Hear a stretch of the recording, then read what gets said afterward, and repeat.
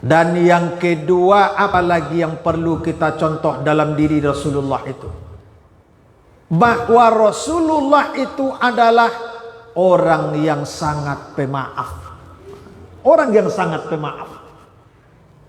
Jadi kalau kita hidup di atas dunia ini, ibu, jadilah seorang hamba, seorang umat Nabi Muhammad yang pemaaf.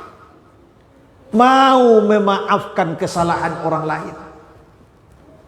Dalam Al-Quran Allah katakan, wal afina anin nas. Hendaklah kamu mau memaafkan kesalahan manusia, kata Allah. Kenapa? Rasulullah itu orang pemaaf. Orang pemaaf Rasulullah itu.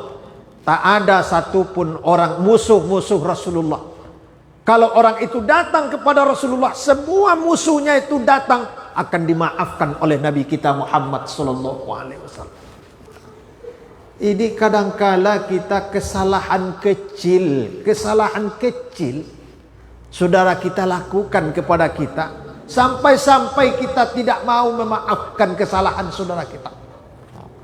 Ada orang saking sakit hatinya, ibu dan bapak, datang orang itu minta maaf kepadanya, apa dia bilang? Meletus bumi dan langit ini tidak akan saya maafkan kesalahan engkau. Bayangkan ibu-ibu. Apakah itu contoh umat Nabi Rasulullah? Umat Rasulullah.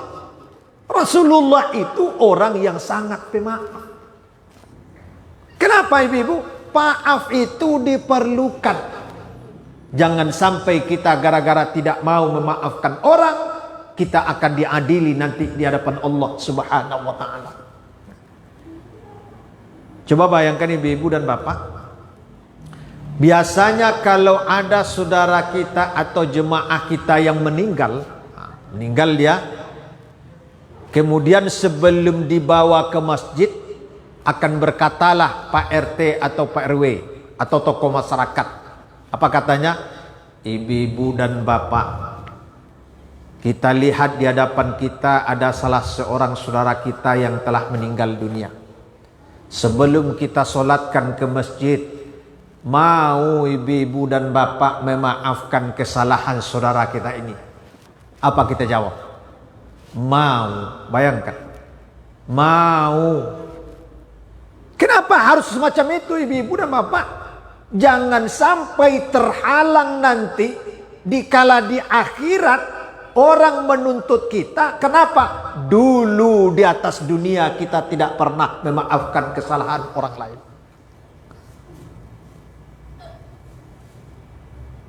Kalau kita lihat kesalahan orang kepada kita, mungkin tidak akan sebesar apa yang terjadi pada diri Rasulullah. Tidak akan sebesar apa yang terjadi pada diri Rasulullah. Kesalahan orang kepada kita kalau kita bandingkan. Rasulullah itu pernah pada suatu hari seorang ibu datang kepada Rasulullah. Ya Rasulullah, saya mau doa selamatan ya Rasulullah. Lalu datanglah ke rumah saya ya Rasulullah. Iyalah, jam sekian, hari sekian, tibalah waktunya, datanglah Rasulullah ke rumahnya. Kebetulan ibu ini mengundang Rasulullah, sudah dia siapkan gulai kambing. Gulai kambing dia siapkan untuk menjamu Rasulullah. Dikala Rasulullah sampai di rumahnya, gulai kambing tadi masih berasa-rasa, masih panas gulai kambing itu. Diambil oleh perempuan tadi, kemudian dihidangkan di hadapan Rasulullah. Makanlah oleh engkau ya Rasulullah, ini yang bisa saya berikan kepada engkau. Gulai kambing yang masih berasa. Rasulullah mau makan gulai kambing tadi, datanglah wahyu. Hai Muhammad, jangan engkau makan gulai kambing ini. Jangan engkau makan gulai kambing ini. Kenapa? Gulai kambing ini sudah dimasuki racun oleh perempuan itu. Dia ingin membunuh engkau, hai Muhammad. Jangan engkau makan gulai kambing. Bayangkan. Mengucaplah Rasulullah, beristighfar Rasulullah dalam hatinya. Astaghfirullahaladzim, astaghfirullah. Apa kesalahan saya kepada seorang ibu ini? Dia mengundang saya datang ke rumahnya, tapi malah tiba di rumahnya, dia hidangkan gulai kambing, tapi gulai kambing ini dia masuki racun. Ditanya oleh Rasulullah, apa kata Rasulullah? Bu, sebelum saya makan gulai kambing ini, Bu, saya mau bertanya kepada ibu. Apa yang engkau tanyakan ya Rasulullah? Apakah selama hidup saya bergaul terutama kepada ibu, pernahkah saya menyakiti hati ibu? Pernahkah saya bersalah kepada ibu? Kata ibu tadi, tidak pernah ya Rasulullah, engkau adalah orang yang baik sekali ya Rasulullah. Kalau begitu, pernahkah istri dan anak-anak saya mengganggu ibu selama ini? Pernahkah wahai ibu? Dalam pergaulan anak dan istri saya, pernahkah mengganggu ibu? Kata ibu tadi, tidak pernah ya Rasulullah. Saya tidak pernah berjumpa istri dan anak engkau ya Rasulullah. Kalau begitu, kenapa ibu masukkan gulai kambing ini dengan racun? Kata Rasulullah. Kenapa ibu masukkan gulai kambing ini dengan racun? Malu ibu tadi, ibu dan bapak. Malu dia. Ketahuan dia bahwa dia telah ingin berbuat jahat, ingin membunuh Rasulullah. Kenapa ibu masukkan gulai kambing ini racun? Malu ibu tadi, malu dia. Apa kata ibu itu? Ya Rasulullah, maafkan kesalahan saya ya Rasulullah. Maafkan kesalahan saya ya Rasulullah. Tidak menunggu hari, tidak menunggu jam, tidak menunggu menit. Hari itu kata Rasulullah, saya maafkan kesalahan ibu. Bayangkan Rasulullah itu. Rasulullah itu betul-betul orang yang pemaaf. Betul-betul orang pemaaf. Kalau kita yang semacam itu, orang yang akan membunuh kita, mungkin sampai kita mati tak akan mau memaafkan orang itu barangkali. Begitulah Rasulullah Nabi kita Muhammad, sangat pemaaf sekali. Ada salah satu ibu-ibu dan bapak, seorang ahli sufi, orang ahli tasawuf, ahli ibadah. Kerjanya beribadah saja hidupnya. Pergi masuk kampung, keluar kampung, masuk kota, keluar kota. Apa tujuannya? Beribadah sekerjanya. Beribadah ke sini, beribadah singgah masjid ini, pindah masjid itu. Beribadah sekerjanya. Pada suatu hari, orang ahli ibadah ini melewati salah satu kampung.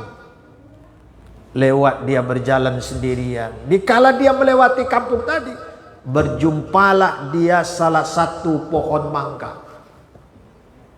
Apa kata mangga? Berbicara mangga itu. Mangga berbicara seperti manusia. Apa kata mangga tadi? Wahai Tuan Supli, contoh kebaikan saya. Wahai Tuan Supli, contoh kebaikan saya. Contoh kebaikan saya, wahai Supli. Kok mangga berbicara seperti bicaranya manusia? Timbullah sedikit rasa sombong orang ahli tasawuf dalam hatinya. Timbul rasa sombong dalam hatinya orang ahli ibadah tadi. Apa katanya? Wahai mangga, alangkah sialnya nasib engkau. Semenjak engkau ditumbuhkan oleh Allah, diciptakan oleh Allah, engkau berdiri tegak lurus, engkau tidak bisa berjalan seperti saya, pergi kemana-mana beribadah. Kata orang ahli tasawuf tadi kepada mangga.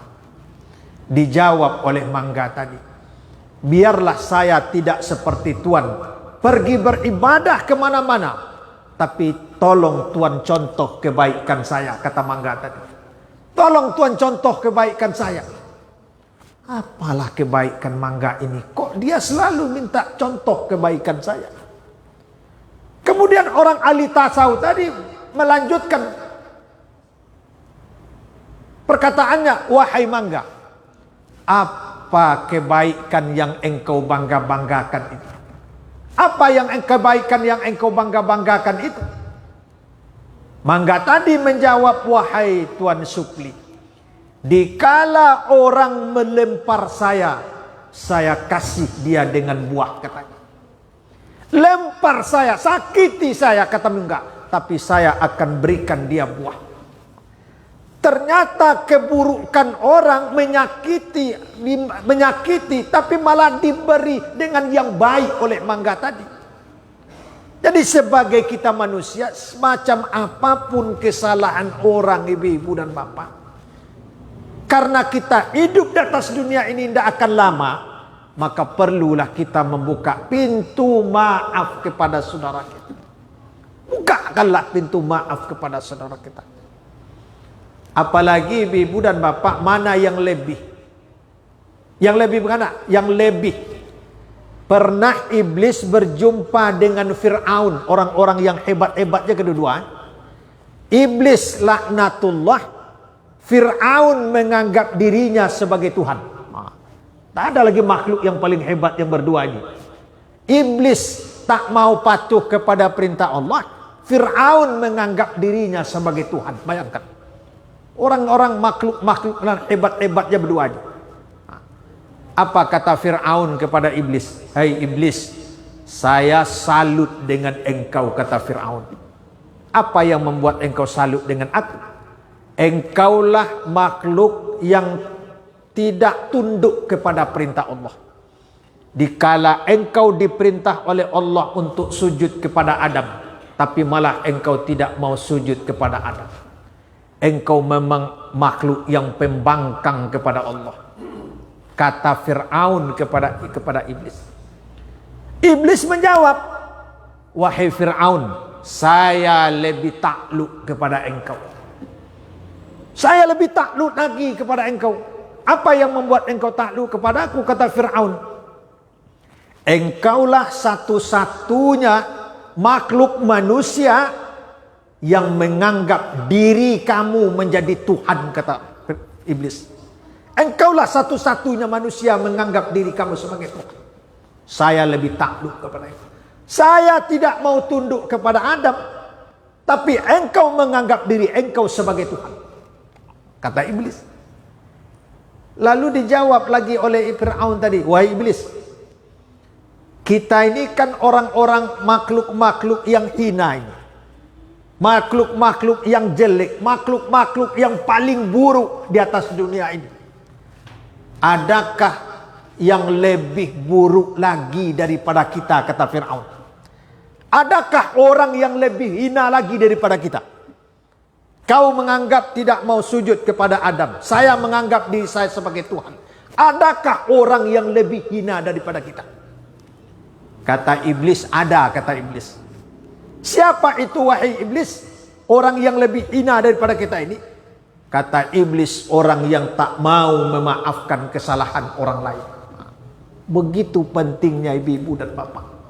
Kita sebagai hamba Allah, bercontohlah kepada Rasulullah bahwa Nabi kita itu orang yang pemaaf. Maka kita juga sebagai hamba Allah, sebagai umat Rasulullah, mau membukakan pintu maaf kepada saudara kita.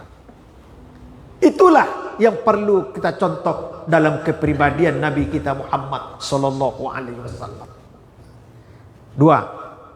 Dan yang ketiga, apa yang perlu kita contoh dalam kepribadian Nabi Muhammad? Rasulullah itu adalah akhlakul karimah. Seorang manusia punya akhlakul karimah.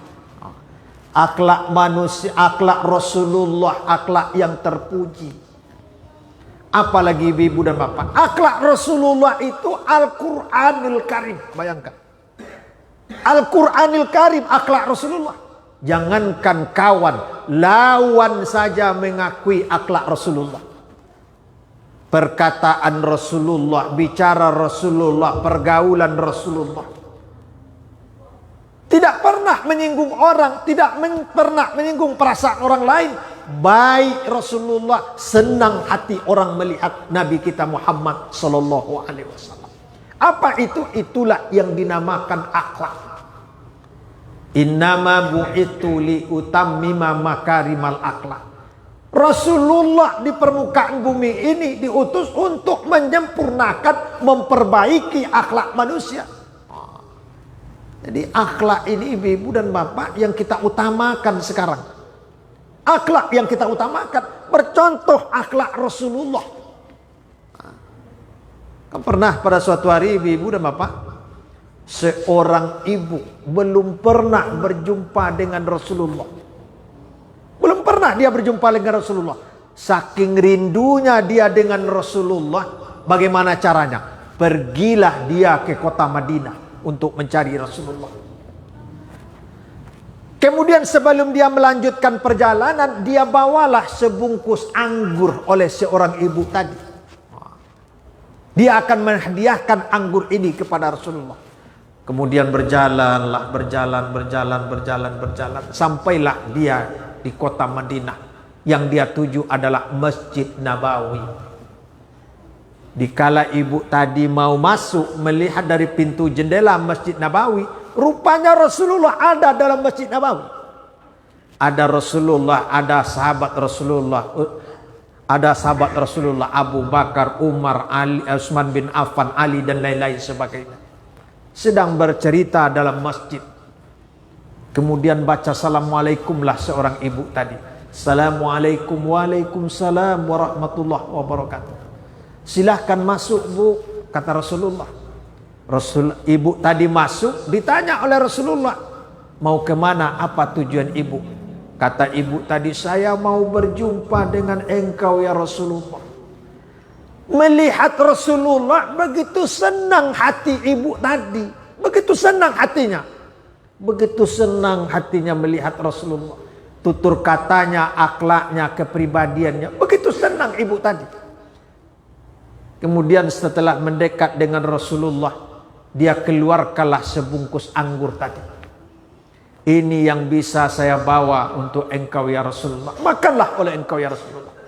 Dibuka oleh Rasulullah, rupanya anggur. Anggur. Diambil satu oleh Rasulullah, dimakannya. Diambil satu lagi, dimakan sampai 3 dimakannya. Habislah setengah dari anggur yang dibawa tadi, habis sendiri oleh Rasulullah. Habis sendiri setengah anggur yang dibawa ibu tadi. Ini sahabat bertanya-tanya, biasanya Rasulullah ini apa yang dia makan, apa yang dia dapat ditawarkan kepada kita. Tapi kok Rasulullah hari ini tidak menawarkan kita anggur ibu ini? Dimakan sendiri oleh Rasulullah. Kok tidak ditawarkan kepada kita oleh Rasulullah anggur itu? Biasanya apa yang dia makan, yang dia dapat, Rasulullah selalu berbagi. Tapi malah makan sendiri. Sampailah anggur itu habis, dimakan sendiri oleh Rasulullah. Habislah sendiri. Tanpa dia tawarkan kepada para sahabat dan lain-lain. Senang hati ibu tadi, senang dia. Terima kasih ya Rasulullah, telah engkau makan anggur yang saya bawa. Terima kasih ya Rasulullah.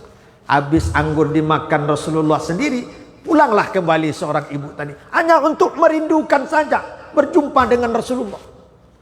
Pergi dia meninggalkan Rasulullah setelah keluar dari Masjid Nabawi. Bertanya lagi sahabat, ya Rasulullah, kenapa engkau tawarkan anggur itu kepada kami? Engkau makan sendiri.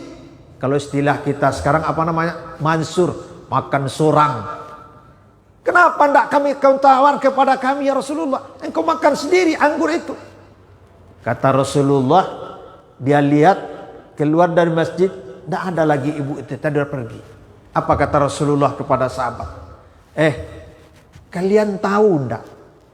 Kenapa saya tidak tawarkan anggur itu kepada kalian? Kalian tahu tidak? Anggur yang dibawa ibu tadi, tidak ada yang manis, masam seluruhannya, kata Rasulullah. Tidak ada yang manis, masam seluruhannya. Saya ambil 1 masam, sampai ambil 2 masam, sampai ambil 3. Sampai habis anggur yang dimakan Rasulullah itu masam. Masam semua, kata Rasulullah. Kalau saya tawarkan kepada kalian nanti, macam mana mulut kalian nanti kepada seorang ibu itu? Begitulah tingginya Rasulullah menjaga perasaan orang lain. Begitu tingginya Rasulullah menjaga perasaan orang lain. Saya tidak mau nanti apa perkataan kalian nanti kepada ibu tadi. Makanya saya tawarkan anggur itu kepada kalian, kata Rasulullah. Kenapa? Menjaga perasaan orang lain. Itulah yang dinamakan akhlakul karimah. Begitu Nabi kita Muhammad sallallahu alaihi wasallam. Kalau kita barangkali ibu dan bapak anggur masam dibawa orang, apa kata kita kepada mereka? Macam-macam tak makan anggur saya. Mungkin akan kita lain-lain sebagainya. Tapi Rasulullah begitu dia menjaga perasaan orang. Walaupun masam dimakan Rasulullah. Tidak beliau lihatkan. Walaupun masam tapi malah beliau tidak bercerita kepada orang yang baik. Itulah yang dinamakan akhlak. Jadi yang perlu kita contoh dalam diri Nabi Muhammad itu akhlakul karimah. Rasulullah punya akhlak yang baik di hadapan umatnya, bahkan lawan mengakui akhlak Nabi kita Muhammad sallallahu alaihi wasallam.